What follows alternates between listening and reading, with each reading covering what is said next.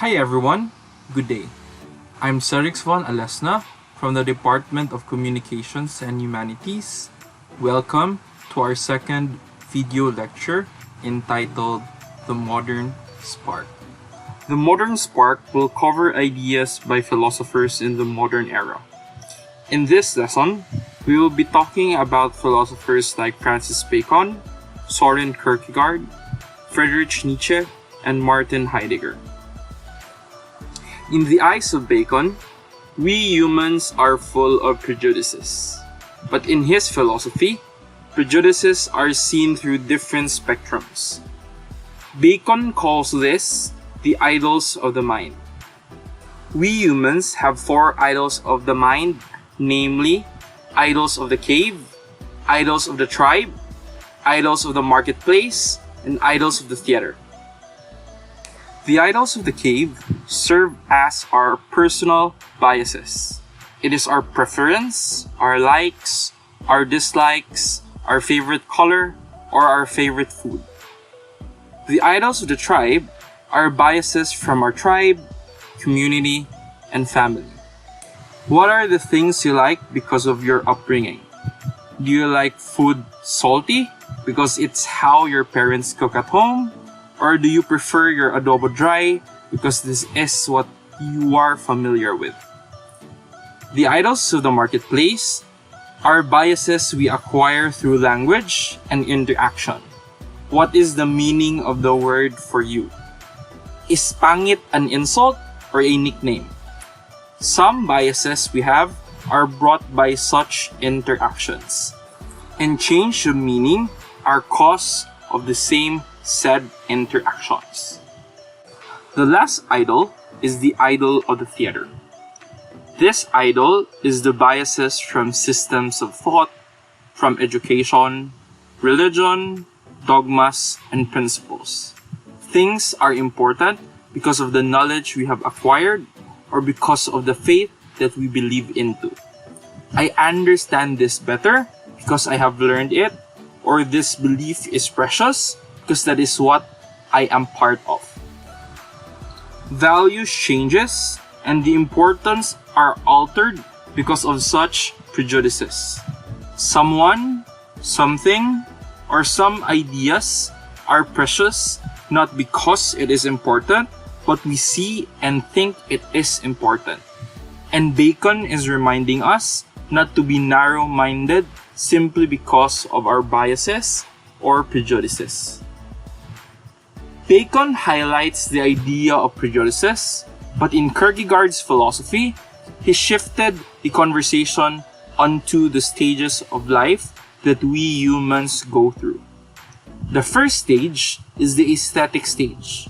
It is the stage where what is important for us is what is good. But during this stage, what is good is what is pleasurable to us. Kierkegaard sees the aesthetic stage as our self-centered stage and the stage where I am the priority. The second stage is the ethical stage. This is the stage where we start to feel responsible towards others. From the prioritization of the I towards the importance of the we. The ethical stage is where we start to reciprocate the feeling of concern, not just for us, but for others.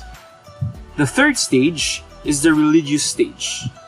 In this stage, we transcend the idea of the I and the idea of the we.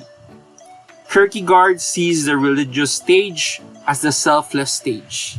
We do not prioritize ourselves, but instead we are willing to put ourselves on the line for the sake of others. I am an instrument to your success and happiness. The stages of life was Kierkegaard's bread and butter, but Nietzsche shifted the conversation to the types of humans. For Nietzsche, a person can either be a sheep, a camel, a lion, or a child. The sheep can be described as a follower. They love conformity, comfort, routines, and safety. And their identity is merely a reflection from others. The camel, on the other hand, shares a lot of similarities with the sheep. Like the sheep, the camel is also a follower of the conformities of society. However, the camel does not like comfort. Instead, it pushes itself to the limits and its best of abilities to achieve it. But all achievements the camel chases for are all within what it follows and all its conformities. The lion is a destroyer of the conformities that it once followed and the cage it was once comfortable in. The lion is reactive and a strong commentator of the cage. It challenges the conformities it once followed, but the problem is, the lion does not hold its own principle in life.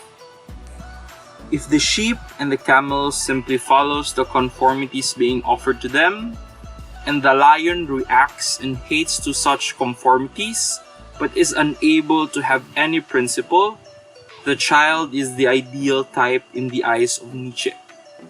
A person that is not blinded by conformities and is capable of building and owning its own principles in life. The child is the manifestation of independence. Its ultimate goal is to make itself accountable to the principles that it makes, it follows, and it believes in. The child will not conform and will be willing to change his principles if it really is not helpful. Heidegger sees that we humans go through so many things in life. When we are born in the world, we are thrown into the world. Because we are unable to choose where we are born or who we are when we are born. We are incapable of choosing our living conditions or circumstances. And because of this, we do not feel at home in this world. Because we are being in the world and are geared towards death. We sometimes feel an uncanny and an uncertainty in what we do and where we are going.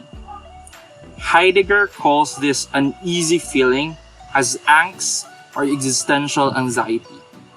When angst sinks in our lives, we either sink ourselves into the everydayness of our lives or we entertain and explore such uneasiness. Heidegger defines everydayness as an action which leads into being consumed by our everyday routines, activities, and the busyness of everyday life. And if we do this every day, we become ambiguous of who we are and we lose grip of our identity. If we start exploring the uneasiness that we feel, we slowly entertain and understand why we are feeling this. Why am I sad? Such questions helps us understand who we truly are. Heidegger believes that a person consumed by the ambiguity of life becomes a das man, and a person who discovers the authenticity of who they are becomes a Dasein. We are all equals. We feel angst, we are thrown in the world, and we are beings in the world.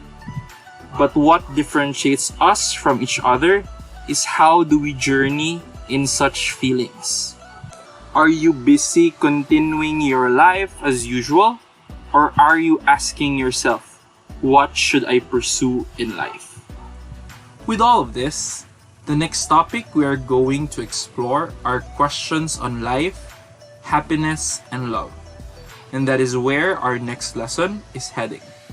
For now, we have talked about Bacon's Idols of the Mind, Kierkegaard's Stages of Life, Nietzsche's Types of Humans, and Heidegger's Dasein and Dasman. I hope you have learned something from the lecture discussion video. For enrichment, feel free to study handouts via LMS or communicate with your instructors for questions.